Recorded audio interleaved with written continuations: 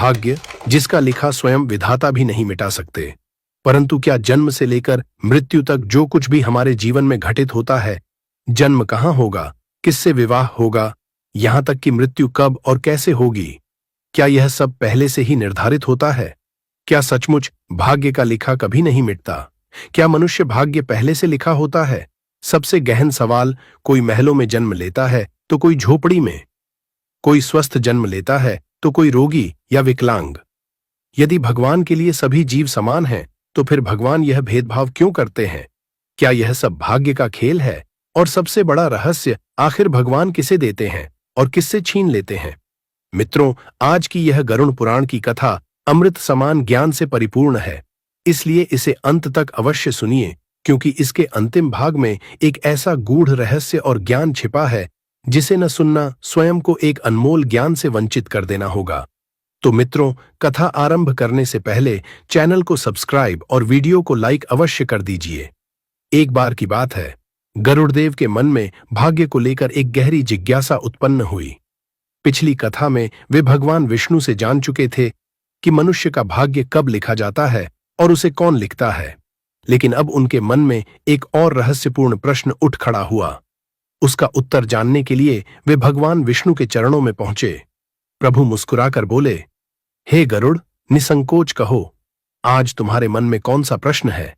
गरुड़देव ने हाथ जोड़कर कहा, हे प्रभु, क्या वास्तव में भाग्य का लिखा कभी नहीं मिटता? क्या मनुष्य केवल इस जन्म के कर्मों का फल भोगता है, या उसके पिछले जन्मों के अधूरे कर्म भी उसका पीछा करते हैं? यदि सभी जीव आपकी दृष्टि में समान हैं, तो कोई सुखी और कोई दुखी क्यों होता है? कोई धन और सम्मान पाता है तो कोई अभाव और कष्ट। क्या यह सब भाग्य का खेल है? और आखिर भगवान आप किसे देते हैं और किससे छीन लेते हैं? भगवान विष्णु मुस्कुराए और बोले, हे गरुड़, तुम्हारा प्रश्न अत्यंत गूढ़ है। इसका उत्तर एक दिव्य कथा में छिपा है। इसे ध्यानपूर्वक अंत तक सुनना, क्योंकि गरुड़ पुराण की आधी अधूरी कथा छोड़ देना दुख का कारण बनता है। गरुड़देव ने विनम्रता से कहा, हे प्रभु, मैं इस कथा को पूर्ण श्रद्धा और ध्यान से सुनूंगा। प्राचीन समय की बात है। नंदनपुर नामक एक छोटे से गांव में हरिया नाम का एक गरीब किसान अपनी पत्नी के साथ रहता था। उसकी आर्थिक स्थिति इतनी कमजोर थी कि कई बार 2 वक्त का भोजन जुटाना भी कठिन हो जाता था। फिर भी वह ईमानदारी और मेहनत से जीवन व्यतीत करता था। वर्षों बाद एक दिन उसके घर पुत्र का जन्म हुआ। बच्चे की किलकारी सुनते ही मानो उस छोटे से घर में खुशियों का सागर उमड़ पड़ा। पूरे गांव में यह समाचार फैल गया और हरिया के घर उत्सव जैसा वातावरण बन गया। उसी दिन एक सिद्ध और त्रिकालदर्शी महात्मा भिक्षा मांगते हुए उसके द्वार पर पहुंचे। किसान ने आदरपूर्वक उनका स्वागत किया और बोला, हे महात्मा, आज मेरे घर बड़ा शुभ अवसर है। वर्षों बाद मुझे पुत्र रत्न की प्राप्ति हुई है। कृपया भीतर पधारकर भोजन ग्रहण करें और मेरे पुत्र को अपना आशीर्वाद दें। किसान की विनम्रता देखकर महात्मा उसकी बात टाल न सके। वे घर के भीतर आए। किसान और उसकी पत्नी ने श्रद्धापूर्वक उनका सत्कार किया और भोजन कराया। भोजन के पश्चात हरिया अपने नवजात पुत्र को गोद में लेकर महात्मा के पास पहुंचा और बोला, गुरुदेव, कृपा करके मेरे पुत्र को ऐसा आशीर्वाद दीजिए कि इसके जीवन में कभी कोई दुख या कष्ट न आए। महात्मा मुस्कुराए और जैसे ही उन्होंने बालक को आशीर्वाद देने के लिए अपना हाथ आगे बढ़ाया, उनकी दृष्टि उसके दाएं हाथ पर बने एक विशेष नीले चिन्ह पर जा ठहरी। उस चिन्ह को देखते ही उनके चेहरे के भाव बदल गए और वे कुछ क्षणों के लिए गहरे विचार में डूब गए। कहा जाता है कि सिद्ध महात्मा केवल हस्त रेखाएं ही नहीं, बल्कि ललाट की रेखाओं और आत्मा के तेज को देखकर भी भविष्य का आभास कर लेते हैं। उसी क्षण उन्होंने उस बालक के भाग्य में छिपे एक अद्भुत भविष्य की झलक देख ली थी। महात्मा को इस प्रकार चिंतित देखकर किसान घबरा गया। वह बोला, गुरुदेव, क्या बात है? कहीं मेरे पुत्र के भविष्य में कोई संकट तो नहीं? कृपया मुझे सच बताइए। महात्मा ने शांत स्वर में कहा, डरो मत बेटा, तुम्हारे पुत्र के भविष्य में कोई संकट नहीं, बल्कि इसके भाग्य में असाधारण योग लिखा हुआ है। इसके हाथ पर बना यह चिन्ह संकेत देता है कि यह बालक साधारण नहीं है। इसके भाग्य में राजयोग है। यह मात्र 16 वर्ष की आयु में एक बड़े राज्य का राजा बनेगा। दर्शकों, इस समय शायद आपके मन में भी यही प्रश्न उठ रहा होगा क्या सचमुच एक गरीब किसान का बेटा राजा बन सकता है? और क्या मनुष्य का भाग्य पहले से ही निर्धारित होता है? लेकिन आगे नियति ऐसा खेल खेलने वाली थी जिसकी किसी ने कल्पना भी नहीं की थी। महात्मा की बात सुनकर किसान हैरान रह गया। उसने पूछा, गुरुदेव, मैं तो एक निर्धन किसान हूं, मेरा पुत्र राजा कैसे बन सकता है? महात्मा मुस्कुराए और बोले, ईश्वर की सृष्टि में कुछ भी असंभव नहीं है। यह इसके पूर्व जन्मों के पुण्य कर्मों का फल है। जब यह बालक 16 वर्ष का होगा, तब इसका विवाह इस राज्य के राजा की इकलौती पुत्री से होगा और इसके भाग्य में राजगद्दी का सुख लिखा है। साधु बहुत तपस्वी और त्रिकालदर्शी थे, इसलिए यह सुनकर किसान और उसकी पत्नी की आंखों में खुशी के आंसू आ गए। धीरे धीरे यह भविष्यवाणी पूरे क्षेत्र में फैल गई और दूर दूर से लोग उस बालक के दर्शन करने आने लगे, जिसके बारे में कहा जा रहा था कि एक दिन वही इस राज्य का राजा बनेगा। लेकिन दर्शकों, भाग्य का यह रहस्य केवल गांव वालों तक सीमित नहीं रहने वाला था। नियति अब एक ऐसा खेल रचने वाली थी जो पूरे राज्य का भविष्य बदल देता। उधर उसी राज्य का राजा, जिसकी पुत्री से उस बालक के विवाह की भविष्यवाणी हुई थी, एक दिन शिकार के लिए जंगल में निकला। शिकार का पीछा करते करते वह अपने सैनिकों से बिछड़ गया और घने जंगल में भटक गया। काफी देर तक भटकने के बाद वह थक गया और प्यास से व्याकुल होकर जल की खोज करने लगा। तभी उसे दूर एक गांव दिखाई दिया। प्यास बुझाने की आशा में वह उसी गांव की ओर बढ़ चला। साथियों, यह वही गांव था जहां कुछ समय पहले किसान हरिया के घर उस बालक का जन्म हुआ था, जिसके बारे में महात्मा ने राजयोग की भविष्यवाणी की थी। जब राजा गांव के निकट पहुंचा तो उसे गांव के बाहर एक छोटी सी कुटिया दिखाई दी। कुटिया के सामने एक तेजस्वी साधु ध्यानमग्न बैठे थे। राजा उनके पास पहुंचा, प्रणाम किया और विनम्र स्वर में बोला, हे महात्मा, मैं बहुत प्यासा हूं, यदि थोड़ा जल मिल जाए तो आपकी बड़ी कृपा होगी। साधु ने मुस्कुराकर कहा, राजन, कुछ क्षण प्रतीक्षा करो। इतना कहकर वे कुटिया के भीतर गए और थोड़ी देर बाद जल से भरा एक लोटा लेकर लौटे। राजा ने वह जल ग्रहण किया और अपनी प्यास बुझाई। जल पीने के बाद जैसे ही राजा आगे बढ़ने लगा, उसकी दृष्टि उन लोगों पर पड़ी जो समूह बनाकर किसी दिशा में जा रहे थे। यह देखकर राजा ने उत्सुकता से पूछा, गुरुदेव, इतने सारे लोग कहाँ जा रहे हैं? साधु ने उत्तर दिया, राजन, ये सभी उस किसान के घर जा रहे हैं जिसके यहां कुछ समय पहले एक पुत्र का जन्म हुआ है। राजा ने आश्चर्य से पूछा, लेकिन उस बालक में ऐसी क्या विशेषता है कि लोग उसके दर्शन करने जा रहे हैं? महात्मा ने गंभीर स्वर में कहा, उस बालक के हाथ पर एक दुर्लभ नीला चिन्ह है। वह चिन्ह संकेत देता है कि भविष्य में वही इस राज्य का राजा बनेगा। यह सुनते ही राजा हल्का सा हंस पड़ा। वह बोला, महात्मा जी, यह कैसे संभव है? इस राज्य का राजा तो मैं हूं। एक गरीब किसान का पुत्र भला राजा कैसे बन सकता है? महात्मा ने शांत भाव से उत्तर दिया, राजन, कोई मनुष्य किसी को राजा या भिखारी नहीं बनाता। यह सब नियति और कर्मों का खेल है। और सुनो, केवल राजा ही नहीं बनेगा। आज से 16 वर्ष बाद उसी बालक का विवाह तुम्हारी इकलौती पुत्री से होगा। विवाह के बाद वही इस राज्य का उत्तराधिकारी बनेगा। महात्मा की बात सुनकर राजा चौंक पड़ा। वह तुरंत बोला, मेरी पुत्री? लेकिन मेरी तो कोई संतान ही नहीं है। फिर आपकी यह भविष्यवाणी कैसे सच हो सकती है? महात्मा मुस्कुराए और बोले, आज नहीं है, लेकिन आज से 1 वर्ष बाद तुम्हारी रानी एक कन्या को जन्म देगी। वही कन्या बड़ी होकर उस किसान के पुत्र की पत्नी बनेगी और वही विवाह इस भविष्यवाणी को पूर्ण करेगा। साथियों, महात्मा की यह बात सुनकर राजा के मन में एक साथ 2 भाव उत्पन्न हुए। एक ओर वह प्रसन्न था क्योंकि वर्षों से संतान सुख से वंचित रहने के बाद उसे यह समाचार मिला था कि वह एक पुत्री का पिता बनने वाला है। लेकिन दूसरी ओर उसका अहंकार आहत हो गया था। वह सोचने लगा, एक साधारण किसान का बेटा मेरा दामाद बनेगा? मेरी पुत्री का विवाह किसी गरीब के घर होगा? नहीं, ऐसा कभी नहीं हो सकता। राजा के चेहरे पर क्रोध साफ दिखाई देने लगा। कुछ क्षण तक वह मौन खड़ा रहा, फिर दृढ़ स्वर में महात्मा से बोला। राजा क्रोध से भर उठा और बोला, महात्मा जी, क्या आपको सच में लगता है कि मैं अपनी राजकुमारी का विवाह एक साधारण किसान के बेटे से कर दूंगा? यह कभी नहीं हो सकता। महात्मा ने शांत स्वर में उत्तर दिया, राजन, जो उस बालक के भाग्य में लिखा जा चुका है उसे कोई नहीं मिटा सकता। विधाता का लिखा पत्थर की लकीर के समान होता है, उसे बदलने का सामर्थ्य किसी मनुष्य में नहीं होता। लेकिन राजा को अपनी शक्ति और पद का बड़ा अहंकार था। वह बोला, महात्मा जी, चाहे कुछ भी हो जाए, मैं अपनी पुत्री का विवाह उस किसान के बेटे से कभी नहीं होने दूंगा। और जहां तक भाग्य की बात है, मैं स्वयं सिद्ध कर दूंगा कि मनुष्य चाहे तो विधाता का लिखा भी बदल सकता है। महात्मा केवल मुस्कुरा दिए, फिर बोले, ठीक है राजन, समय को आने दो। मैं भी देखूंगा और तुम भी देखोगे कि अंत में विजय भाग्य की होती है या अहंकार की। राजा ने प्रणाम किया और वहां से महल लौट आया।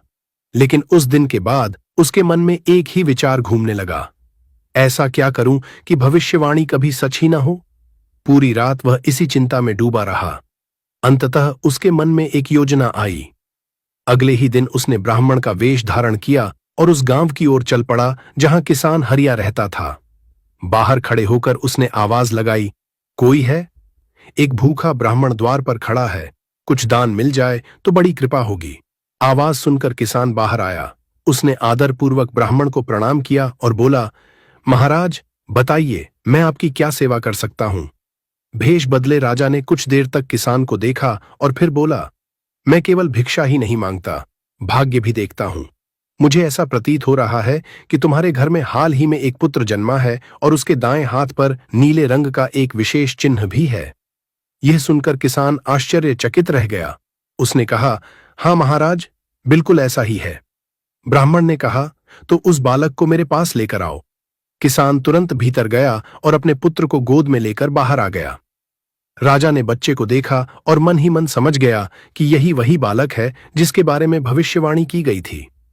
कुछ क्षण मौन रहने के बाद वह गंभीर स्वर में बोला, सुनो किसान, मैं जो कहने जा रहा हूं उसे ध्यान से सुनना। यदि यह बालक तुम्हारे पास रहा तो 16 वर्ष की आयु पूरी होते ही इसकी मृत्यु हो जाएगी। यह सुनते ही किसान के पैरों तले जमीन खिसक गई। ब्राह्मण आगे बोला, लेकिन यदि तुम इस बच्चे को किसी योग्य व्यक्ति को सौंप दोगे तो इसका जीवन बच जाएगा, और जब यह 16 वर्ष का हो जाएगा तब वह व्यक्ति इसे सुरक्षित तुम्हें वापस लौटा देगा। किसान की आंखों में आंसू आ गए। वह बोला, महाराज, यह मेरा इकलौता पुत्र है, मैं इसे अपने से कैसे दूर कर दूं? ब्राह्मण ने शांत स्वर में कहा, मैं इसे हमेशा के लिए नहीं मांग रहा, केवल इसके जीवन की रक्षा के लिए कुछ वर्षों तक अपने साथ रखना चाहता हूं। समय आने पर मैं स्वयं इसे तुम्हें वापस सौंप दूंगा। सीधे सादे किसान को उसकी बातों में सच्चाई दिखाई दी। उसने अपनी पत्नी को सारी बात बताई। यह सुनकर वह रो पड़ी और पहले तो बच्चे को देने से मना कर दिया, लेकिन जब उसे समझाया गया कि इससे पुत्र का जीवन बच सकता है तो भारी मन से वह भी तैयार हो गई। कुछ देर बाद दोनों अपने नवजात पुत्र को गोद में लेकर बाहर आए। उनकी आंखें नम थीं। बच्चे को ब्राह्मण की ओर बढ़ाते हुए उन्होंने कहा, हे ब्राह्मण देव, हम अपना पुत्र आपको सौंपने के लिए तैयार हैं, लेकिन हमारी एक शर्त है। जब ब्राह्मण बने राजा ने किसान दंपति की शर्त पूछी तो किसान की पत्नी आंसू भरी आंखों से बोली, महाराज, हमारी केवल एक ही शर्त है। जब मेरा पुत्र 16 वर्ष का हो जाए तब आप उसे सकुशल हमें वापस लौटा देंगे। राजा ने तुरंत हामी भरते हुए कहा, मुझे तुम्हारी शर्त मंजूर है। मैं वचन देता हूं कि समय आने पर तुम्हारा पुत्र तुम्हें अवश्य वापस मिलेगा। भारी मन से मां बाप ने अपने कलेजे के टुकड़े को ब्राह्मण के हाथों में सौंप दिया। उन्हें क्या पता था कि जिसके हाथों में वे अपने पुत्र का भविष्य दे रहे हैं वह कोई साधारण ब्राह्मण नहीं बल्कि स्वयं राजा था, और उसके मन में कुछ और ही योजना चल रही थी। बच्चे को लेकर राजा वहां से निकल पड़ा। उसके मन में संतोष था कि उसने भविष्यवाणी को असफल करने की दिशा में पहला कदम उठा लिया है। कुछ दूर एक सुनसान नदी किनारे पहुंचकर उसके मन में एक भयानक विचार आया। उसने सोचा, यदि मैं अभी इस बालक को मार दूं तो सारी समस्या हमेशा के लिए समाप्त हो जाएगी। लेकिन जैसे ही उसकी नजर उस मासूम शिशु पर पड़ी, उसके हाथ कांप उठे। बच्चा निश्चिंत होकर मुस्कुरा रहा था। उसी क्षण उसकी अंतरात्मा ने उसे धिक्कारा, इस निर्दोष बालक ने तुम्हारा क्या बिगाड़ा है? क्या केवल अपने अहंकार के लिए तुम इसकी हत्या करोगे? राजा चाहकर भी ऐसा न कर सका। तब उसने एक मजबूत लकड़ी का संदूक बनवाया, उसमें हवा आने जाने की व्यवस्था करवाई और बालक को उसमें रखकर नदी की धारा में बहा दिया। संदूक धीरे धीरे दूर जाता रहा और राजा यह सोचकर लौट गया कि अब भविष्यवाणी कभी सच नहीं होगी। लेकिन मनुष्य योजनाएं बनाता है और नियति मुस्कुराती है। नदी की लहरों पर बहता हुआ वह संदूक कई कोस दूर एक दूसरे नगर के किनारे जा पहुंचा। उसी नगर में मानो सेठ नाम का एक धनवान व्यापारी रहता था। वह प्रतिदिन प्रातःकाल नदी में स्नान करने आता था। उस दिन उसकी नजर बहते हुए उस संदूक पर पड़ी। उत्सुकतावश उसने उसे किनारे खींचकर खोला। संदूक खुलते ही उसकी आंखें आश्चर्य से फैल गईं। भीतर एक सुंदर नवजात शिशु सुरक्षित लेटा हुआ था। वह मुस्कुराते हुए अपने पैर का अंगूठा चूस रहा था, मानो उसे किसी बात की चिंता ही न हो। वर्षों से संतान सुख से वंचित मानो सेठ की आंखें भर आईं। उसने तुरंत उस बालक को अपनी गोद में उठाकर सीने से लगा लिया। उसने मन ही मन कहा, हे मां गंगा, यह आपकी ही कृपा है। आपने हमारी सूनी गोद भर दी। सेठ उस बालक को घर ले गया और अपनी पत्नी को सारी बात बताई। यह सुनकर सेठानी की खुशी का ठिकाना न रहा। दोनों ने उसे ईश्वर का प्रसाद मानकर अपना लिया और बड़े प्रेम से उसका पालन पोषण किया। समय बीतता गया और वही बालक एक सुंदर, बुद्धिमान और साहसी युवक बन गया। उधर देखते देखते पूरे 16 वर्ष बीत गए। एक दिन वह युवक अपने मित्रों के साथ नगर में था। तभी वहां से एक राजा का भव्य काफिला गुजरा। उसी समय एक छोटा बालक खेलते खेलते काफिले के सामने आ गया। घोड़े तेजी से बढ़ रहे थे और किसी का ध्यान उस पर नहीं गया। लेकिन युवक ने खतरा भांप लिया। वह तुरंत दौड़ा और अंतिम क्षण में उस बालक को बचा लिया। दर्शकों, जिसे उसने बचाया वह तो एक अनजान बालक था, लेकिन जिसने यह दृश्य देखा वह कोई साधारण व्यक्ति नहीं था। वह वही राजा था जिसने 16 वर्ष पहले उसे नदी में बहा दिया था। और अब नियति दोनों को फिर से आमने सामने लाने जा रही थी। जैसे ही राजा की नजर युवक के हाथ पर पड़ी, वह चौंक उठा।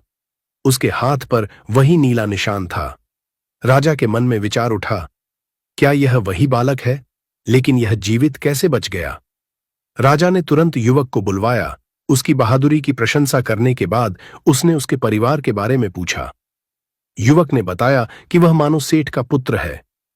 यह सुनकर राजा उसके साथ सेठ के घर पहुंचा। बातों बातों में सेठ ने बताया कि यह उनका असली पुत्र नहीं है, बल्कि वर्षों पहले नदी किनारे एक संदूक में मिला था।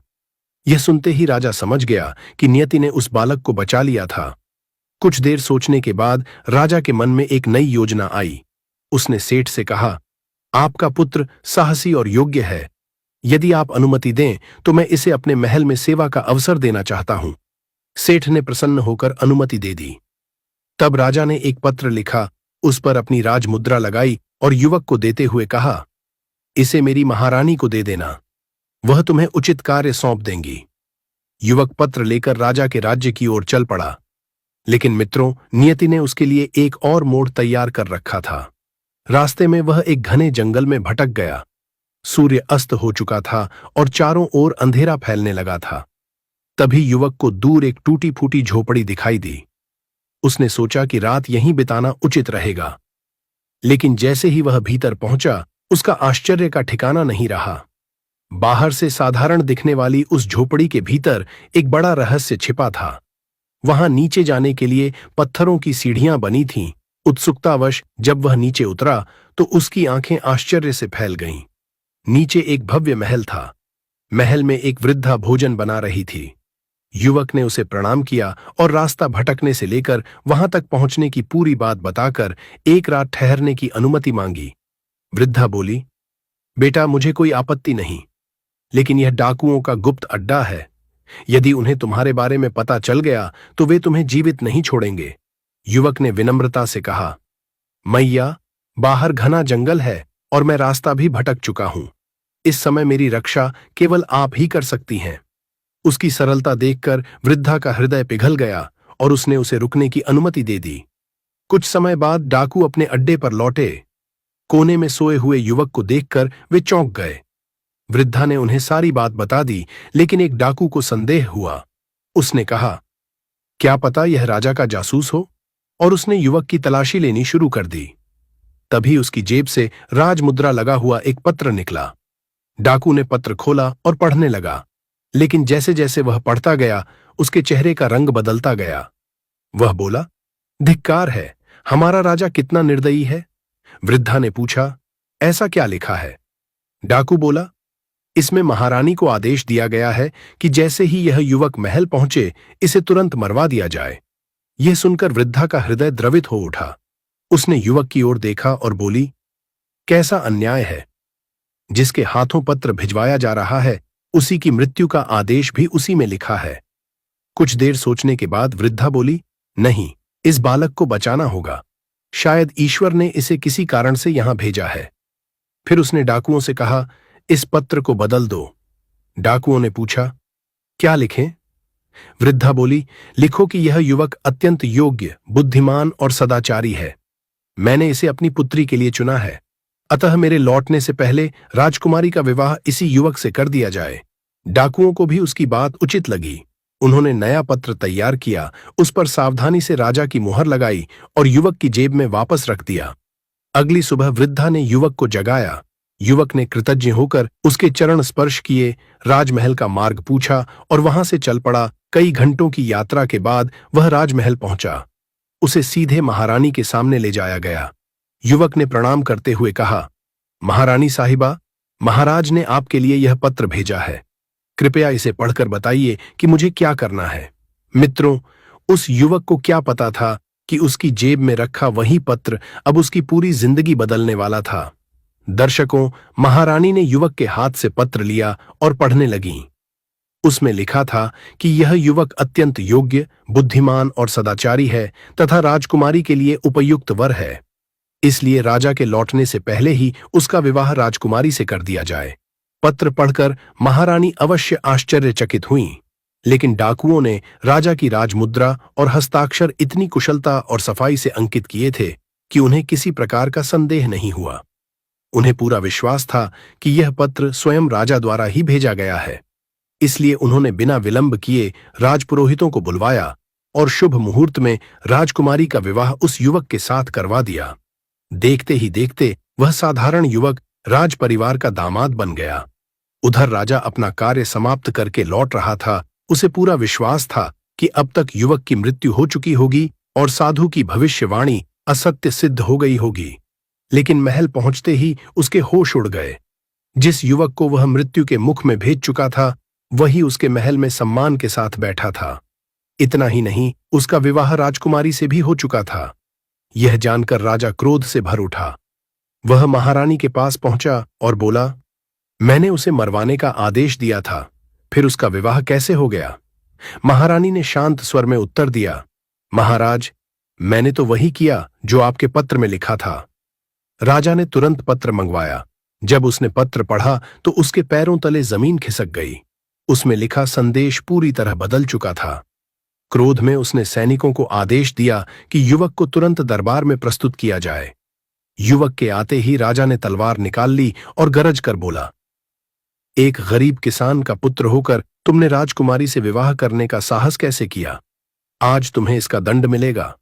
युवक घबराकर बोला, महाराज, मैंने कोई अपराध नहीं किया। मैं तो स्वयं को एक सेठ का पुत्र मानता हूं। आखिर मेरी गलती क्या है? लेकिन राजा कुछ सुनने को तैयार नहीं था। तभी राजकुमारी उसके सामने आकर खड़ी हो गई और बोली, पिताजी, यदि इन्हें मारना है तो पहले मुझे मारना होगा। पूरा दरबार स्तब्ध रह गया। उसी समय एक सैनिक दौड़ता हुआ आया और बोला, महाराज, एक सिद्ध महात्मा आपसे मिलना चाहते हैं। राजा ने उन्हें तुरंत अंदर बुलवाया। कुछ ही क्षणों बाद महात्मा दरबार में पहुंचे। राजा ने उनका सम्मान किया, लेकिन महात्मा मुस्कुराकर बोले, राजन, लगता है आपने मुझे पहचाना नहीं। मैं वही साधु हूं जिससे तुम 16 वर्ष पहले जंगल में मिले थे। वही जिसने तुम्हें बताया था कि एक गरीब किसान का पुत्र एक दिन तुम्हारा दामाद बनेगा और इस राज्य का राजा बनेगा। ये सुनते ही राजा स्तब्ध रह गया। महात्मा आगे बोले, तुमने उसे उसके माता पिता से दूर किया, नदी में बहाया, मृत्यु का आदेश लिखा, बार बार नियति को बदलने का प्रयास किया, लेकिन क्या हुआ? अंत में वही हुआ जो विधाता ने पहले ही लिख दिया था। दरबार में सन्नाटा छा गया। राजा की आंखें झुक गईं। उसका अहंकार चूर चूर हो चुका था। वह हाथ जोड़कर बोला, गुरुदेव, आज मैं स्वीकार करता हूं कि मनुष्य चाहे कितना भी शक्तिशाली क्यों न हो, वह भाग्य के लिखे को नहीं मिटा सकता। मैंने अपनी शक्ति पर घमंड किया था, लेकिन नियति के सामने हार गया। महात्मा मुस्कुराए और बोले, राजन, यही संसार का शाश्वत सत्य है। जो भाग्य में लिखा होता है वह किसी न किसी मार्ग से मनुष्य तक पहुंच ही जाता है। इसलिए अहंकार नहीं, विनम्रता धारण करो और ईश्वर की व्यवस्था पर विश्वास रखो। महात्मा की बातें सुनकर राजा की आंखें खुल गईं। उसने उसी क्षण युवक को अपना दामाद स्वीकार कर लिया और बाद में अपना राजपाट भी उसे सौंप दिया। मित्रों, जिस बालक का जन्म एक गरीब किसान के घर हुआ था, वही अंततः उस राज्य का राजा बना। और जो राजा भाग्य को बदलने निकला था, उसे भी अंत में नियति के सामने झुकना पड़ा।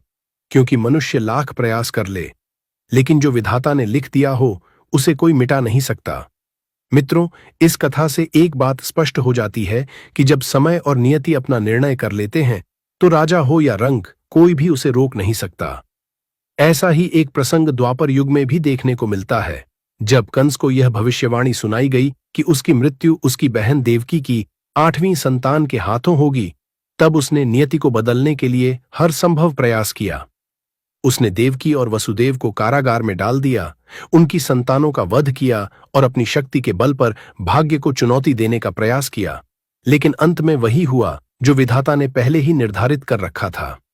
देवकी की 8वीं संतान के रूप में भगवान श्री कृष्ण का जन्म हुआ और उन्हीं के हाथों कंस का अंत भी हुआ। सनातन धर्म के अनुसार जीवन की कुछ घटनाएं पूर्व निर्धारित अवश्य हो सकती हैं, लेकिन इसका अर्थ यह नहीं कि भाग्य बदला नहीं जा सकता। भाग्य पत्थर की लकीर नहीं है। मनुष्य अपने सत्कर्मों, भक्ति, सेवा और धर्मपूर्ण आचरण से अपने भविष्य की दिशा बदल सकता है। दर्शकों, भाग्य को कर्मों के द्वारा कैसे बदला जा सकता है, इस विषय पर हम इस वीडियो के पहले भाग में विस्तार से चर्चा कर चुके हैं। इसलिए इस वीडियो के बाद उस भाग को भी अवश्य देखिए। आइए अब इस पूरी कथा के सबसे महत्वपूर्ण भाग को समझते हैं। वीडियो की शुरुआत में हमने चर्चा की थी कि कोई जन्म से धन, सुख और सम्मान क्यों पाता है, जबकि कोई गरीबी और दुखों में जीवन बिताता है और कोई अंधा, अपंग या रोगग्रस्त जन्म लेता है। यदि भगवान के लिए सभी जीव समान हैं, तो फिर भगवान किसे देते हैं और किससे छीन लेते हैं? क्या यह केवल भाग्य का खेल है या इसके पीछे कर्मों का कोई गहरा रहस्य छिपा है? गरुड़ पुराण में इन प्रश्नों का अत्यंत गूढ़ उत्तर बताया गया है। आइए अब उसी रहस्य से पर्दा उठाते हैं। प्राचीन काल में अक्षयपुरी नाम का एक समृद्ध राज्य था। वहां राजा रत्नधर का शासन था, जो धर्मात्मा, न्यायप्रिय और प्रजा के प्रिय थे। राज्य में धन, वैभव और सुख शांति की कोई कमी नहीं थी, लेकिन एक दुख ऐसा था जो राजा के हृदय को भीतर ही भीतर खाए जा रहा था। उन्हें संतान सुख प्राप्त नहीं हुआ था। राजा और रानी ने वर्षों तक यज्ञ, दान, पुण्य और तपस्या की। अंततः भगवान शिव उनकी भक्ति से प्रसन्न हुए और उन्हें पुत्र प्राप्ति का वरदान दिया। कुछ समय बाद रानी ने एक पुत्र को जन्म दिया। पूरे राज्य में उत्सव मनाया जाने लगा, लेकिन यह खुशी अधिक देर तक टिक न सकी। जब बालक को देखा गया तो महल में सन्नाटा छा गया। वह जन्म से ही विकलांग और अत्यंत दुर्बल था। राजा रत्नधर का हृदय टूट गया। वे बार बार सोचने लगे, मैंने जीवन भर धर्म का पालन किया, प्रजा का कल्याण किया, फिर मेरे पुत्र के साथ ऐसा क्यों हुआ? एक मासूम बालक को जन्म से ही इतना कष्ट क्यों मिला? इन प्रश्नों का उत्तर खोजने के लिए राजा भगवान श्री कृष्ण की शरण में पहुंचे। उन्होंने व्याकुल होकर पूछा, हे प्रभु, यदि कर्मों का फल मिलता है तो मेरे पुत्र का क्या दोष है?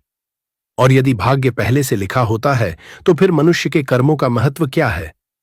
भगवान श्री कृष्ण मंद मंद मुस्कुराए और बोले, राजन, यही वह रहस्य है जो अधिकांश मनुष्यों को भ्रमित करता है। वे केवल एक जन्म देखते हैं, जबकि आत्मा की यात्रा अनेक जन्मों तक फैली होती है। तुम्हारे पुत्र की कहानी केवल इस जन्म से नहीं, उसके पूर्व कर्मों से भी जुड़ी है। जो बीज आत्मा पिछले जन्मों में बोती है, उसी का फल समय आने पर प्राप्त करती है। इसलिए कोई जन्म से सुख पाता है और कोई संघर्ष। राजा ने तुरंत पूछा, तो क्या सब कुछ पहले से ही तय होता है? भगवान श्री कृष्ण मुस्कुराए और बोले, राजन, जन्म, मृत्यु और जीवन की कुछ प्रमुख घटनाएं कर्मों के अनुसार निर्धारित अवश्य हो सकती हैं, लेकिन मनुष्य का वर्तमान कर्म उसके भविष्य को निरंतर बदलता रहता है। भाग्य कोई बंद दरवाजा नहीं, बल्कि पिछले कर्मों का परिणाम है। राजा ध्यानपूर्वक सुन रहे थे। तब भगवान आगे बोले, और सुनो राजन, तुम्हारे पुत्र का जन्म केवल उसके कर्मों से ही नहीं, बल्कि तुम्हारे और उसके बीच के पुराने कर्म बंधन से भी जुड़ा है। इस संसार में कोई भी संबंध संयोग से नहीं बनता। माता पिता, संतान, पति पत्नी, मित्र और यहां तक कि शत्रु भी किसी न किसी कर्म संबंध के कारण हमारे जीवन में आते हैं। यह सुनकर राजा आश्चर्यचकित रह गए। उन्होंने पूछा, तो क्या मेरी संतान भी किसी पुराने कर्म का परिणाम है? भगवान बोले, हाँ राजन, कुछ संतानें सुख और सम्मान लेकर आती हैं, कुछ पुराने आड़ चुकाने आती हैं और कुछ हमें जीवन के महत्वपूर्ण पाठ सिखाने आती हैं। इसलिए हर संबंध के पीछे कोई न कोई गहरा कारण अवश्य होता है। फिर भगवान ने गंभीर स्वर में कहा, मनुष्य अक्सर पूछता है, मेरे साथ ही ऐसा क्यों हुआ? लेकिन वह यह नहीं देखता कि आत्मा की यात्रा केवल एक जन्म की नहीं होती। जैसे भूखा बछड़ा हजारों गायों के बीच भी अपनी मां को खोज लेता है, उसी प्रकार मनुष्य के कर्म भी कई जन्मों तक उसका पीछा करते हैं और समय आने पर अपना फल अवश्य देते हैं। राजा कुछ क्षण मौन रहे, फिर बोले, हे प्रभु, यदि सब कुछ कर्मों का फल है तो क्या मनुष्य अपने भाग्य को बदल नहीं सकता? भगवान श्री कृष्ण मुस्कुराए, यही सबसे बड़ा रहस्य है राजन। मनुष्य भाग्य का दास नहीं है। याद रखो, बबूल का बीज बोकर आम के फल की आशा नहीं की जा सकती। जैसा कर्म होगा वैसा ही फल मिलेगा। पिछले कर्म परिस्थितियां बनाते हैं, लेकिन वर्तमान कर्म भविष्य का निर्माण करते हैं। इसलिए बुद्धिमान व्यक्ति भाग्य को दोष देने के बजाय अपने कर्मों को श्रेष्ठ बनाने में लग जाता है।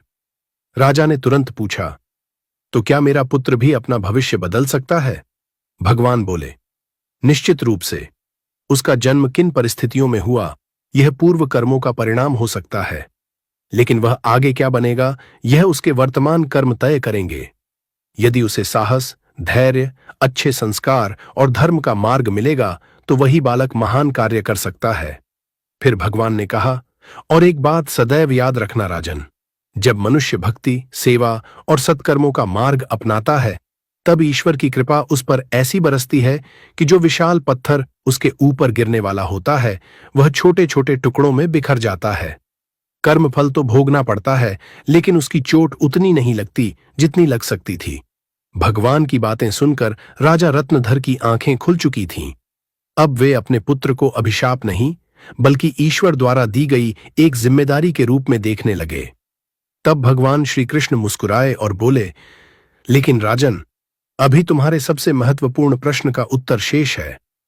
तुम जानना चाहते थे कि कोई जन्म से सुखी क्यों होता है और कोई दुखों में जीवन क्यों बिताता है।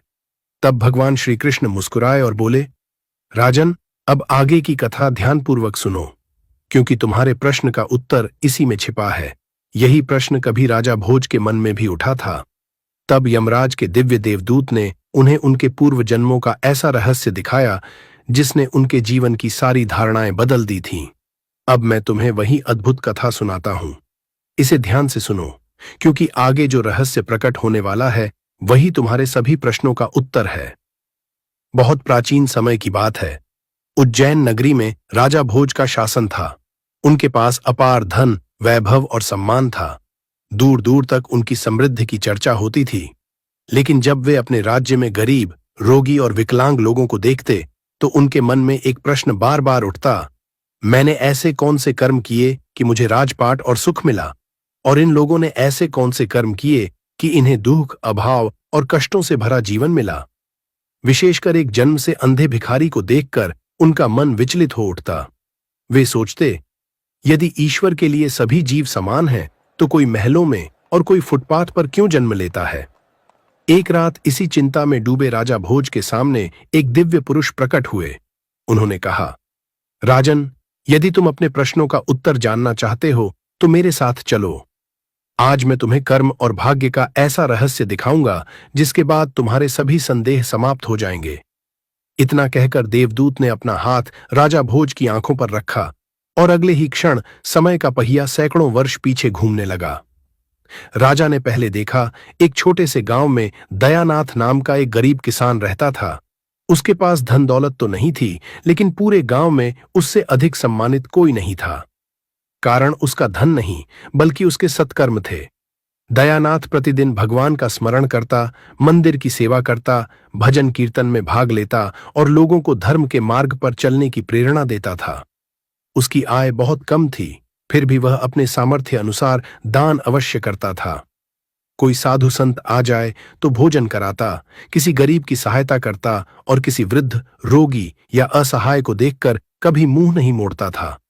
लोग उससे पूछते, दयानाथ, तुम स्वयं अभाव में रहते हो, फिर भी दूसरों के लिए इतना क्यों करते हो? वह मुस्कुराकर कहता, मनुष्य की पहचान उसके धन से नहीं, उसके कर्मों से होती है। धन का सच्चा मूल्य तभी है जब वह किसी के काम आए। समय बीतता गया। फिर एक वर्ष भयंकर अकाल पड़ा। दयानाथ के घर में भी केवल कुछ दिनों का अन्न बचा था। तभी एक अत्यंत वृद्ध और भूखी महिला उसके द्वार पर पहुंची और भोजन की याचना करने लगी। एक ओर अपने परिवार की चिंता थी और दूसरी ओर उस वृद्धा के प्राण। लेकिन दयानाथ ने बिना किसी संकोच के घर का बचा हुआ सारा अन्न उसे दे दिया। उसकी पत्नी ने पूछा, अब हमारे लिए क्या बचेगा? दयानाथ शांत स्वर में बोला, यदि हमारे हिस्से का अन्न किसी के प्राण बचा दे तो इससे बड़ा पुण्य क्या होगा? जिसने आज उसे हमारे द्वार भेजा है वही कल हमारी व्यवस्था भी करेगा। मित्रों, उस दिन दयानाथ ने केवल अन्न का दान नहीं किया था, बल्कि अपने पूरे जीवन की भक्ति, सेवा, त्याग और करुणा को कर्म में बदल दिया था। उसी दिन उसने वह बीज बोया जिसका फल उसे अगले जन्म में मिलने वाला था। दयानाथ भले ही गरीब था, लेकिन धन का मूल्य समझता था। उसने कभी जुए, मदिरा, व्यर्थ के दिखावे या बुरे कार्यों में धन नष्ट नहीं किया। उसकी छोटी सी कमाई भी धर्म, सेवा और जरूरतमंदों की सहायता में ही लगती थी। दृश्य बदल गया। राजा भोज ने देखा कि अगले जन्म में वही दयानाथ एक अत्यंत समृद्ध व्यापारी के घर जन्म लेता है। उसके पास धन, वैभव, सम्मान और सुख सुविधाओं की कोई कमी नहीं थी। यह देखकर राजा भोज आश्चर्यचकित रह गए। तब देवदूत मुस्कुराकर बोले, राजन, अमीर घर में जन्म अचानक नहीं मिलता। उसके पीछे वर्षों के सत्कर्म, दान, सेवा, त्याग और धर्मपूर्ण जीवन छिपा होता है। दयानाथ ने अभावों में रहकर भी दूसरों की सहायता की, अपने धन का सदुपयोग किया और सदैव धर्म के मार्ग पर चला। यही उसके कर्मों का फल है। फिर देवदूत बोले, याद रखो राजन, कर्म कभी व्यर्थ नहीं जाते। वे समय आने पर अवश्य फल देते हैं। मनुष्य जैसा बीज बोता है वैसा ही फल प्राप्त करता है। यही कारण है कि कुछ लोग जन्म से ही सुख, सम्मान और समृद्धि पाते हैं, जबकि कुछ को अभाव और संघर्षों के बीच जीवन आरंभ करना पड़ता है। इसके बाद देवदूत ने राजा भोज को दूसरा दृश्य दिखाया। इस बार उनके सामने एक समृद्ध नगर था। वहां कंचनमल नाम का एक अत्यंत धनी सेठ रहता था। उसके पास अपार धन दौलत, विशाल हवेलियां, भरी हुई तिजोरियां और अनगिनत नौकर चाकर थे। लेकिन जितना धन उसके पास था, उतनी ही गरीबी उसके हृदय में थी। कंचनमल ने धन तो बहुत कमाया, लेकिन उसका सदुपयोग कभी नहीं किया। वह धन को धर्म, सेवा और सत्कर्मों में लगाने के बजाय भोग विलास, मदिरा, दिखावे और व्यर्थ के ऐश्वर्य में खर्च करता था। उसे महंगे वस्त्र, दुर्लभ आभूषण और विलासिता की वस्तुएं जुटाने का शौक था। धन उसके पास बहुत था, लेकिन किसी भूखे को भोजन कराना, किसी निर्धन की सहायता करना, किसी मंदिर, भंडारे या धर्म कार्य में योगदान देना उसे व्यर्थ लगता था। एक दिन उसके द्वार पर लगभग 5 वर्ष का एक बालक पहुंचा। उसकी आंखों में आंसू थे और शरीर भूख से कांप रहा था। उसने हाथ जोड़कर कहा, सेठ जी, मेरी मां बहुत बीमार है। हम 2 दिन से भूखे हैं। कृपा करके थोड़ा अन्न दे दीजिए। लेकिन कंचनमल का हृदय नहीं पसीजा। वह क्रोध से बोला, मैंने क्या पूरे नगर का ठेका ले रखा है? इसे यहां से भगा दो। नौकरों ने उस बालक को धक्के देकर वहां से भगा दिया। कहते हैं, उसी रात उसकी बीमार मां ने भी प्राण त्याग दिए। दर्शकों, यह केवल एक घटना नहीं थी। कंचनमल का पूरा जीवन लगभग ऐसा ही था। वह धन को पानी की तरह बहाता था, लेकिन कभी धर्म के मार्ग में एक बूंद भी नहीं बहाता था। उसके द्वार पर उत्सव होते थे, लेकिन किसी भूखे का पेट नहीं भरता था। उसकी तिजोरियां भरती जा रही थीं, लेकिन उसके पुण्य का खाता खाली था। समय बीतता गया और एक दिन उसकी मृत्यु भी आ गई। उस समय उसके पास अथाह धन था, लेकिन ऐसा कोई नहीं था जो सच्चे मन से उसके लिए आंसू बहाता। दृश्य फिर बदला। राजा भोज ने देखा कि अगले जन्म में वही कंचनमल एक अत्यंत गरीब परिवार में जन्म लेता है। बचपन से ही अभाव, संघर्ष और कठिनाइयां उसका पीछा करती रहीं। वह दिन रात मेहनत करता, फिर भी जीवन केवल 2 वक्त की रोटी तक सीमित था। यह देखकर राजा भोज गंभीर हो गए। तब देवदूत बोले, राजन, इसे दंड मत समझो, इसे शिक्षा समझो। पिछले जन्म में इसे धन मिला था, लेकिन उसने धन का सम्मान नहीं किया। उसने उसे धर्म, सेवा और परोपकार में लगाने के बजाय केवल अपने सुखों पर खर्च किया। उसने कभी दूसरों की पीड़ा नहीं समझी। इसलिए इस जन्म में जीवन उसे वही पाठ सिखा रहा है जिसे वह पहले नहीं सीख पाया था, कि धन का मूल्य संग्रह में नहीं, सदुपयोग में है। और करुणा के बिना वैभव भी अंततः निर्धनता ही बन जाता है।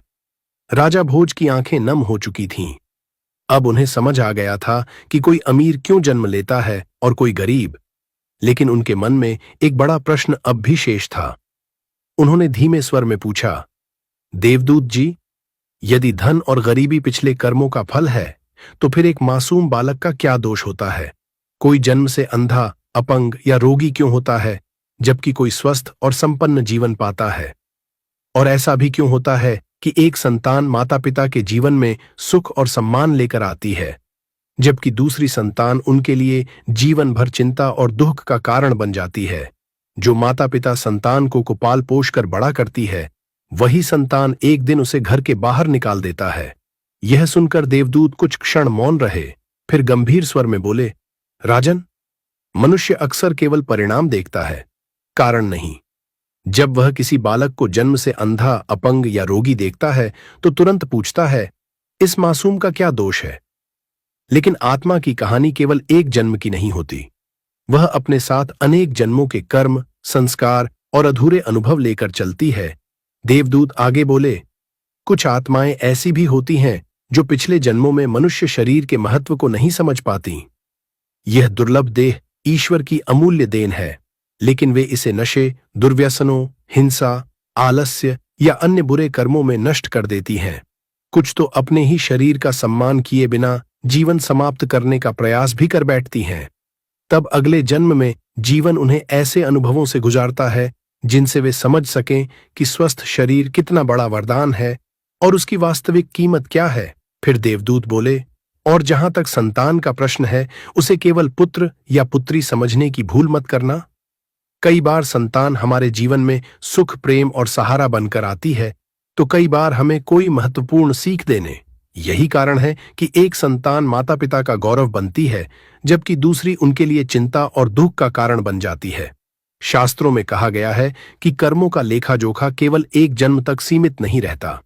कई बार जो व्यक्ति अपने माता पिता की उपेक्षा करता है, उनका अनादर करता है या उन्हें दुख पहुंचाता है, वही कर्मफल किसी न किसी रूप में उसके पास लौट कर आता है।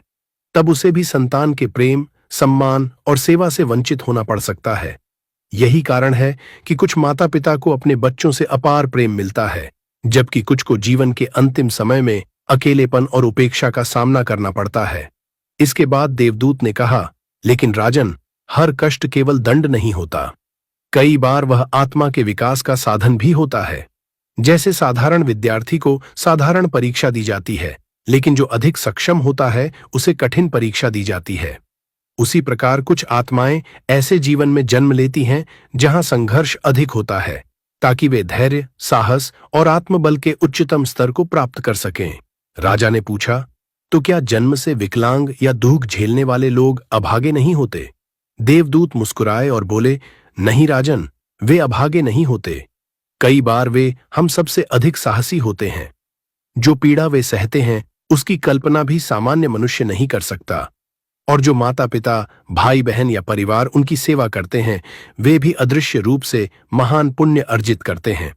देवदूत बोले, राजन, आज तुमने देख लिया कि भगवान किसी से कुछ छीनते नहीं और किसी को बिना कारण कुछ देते भी नहीं। मनुष्य जो बोता है वही किसी न किसी जन्म में काटता है। ईश्वर केवल कर्मों का न्याय करते हैं।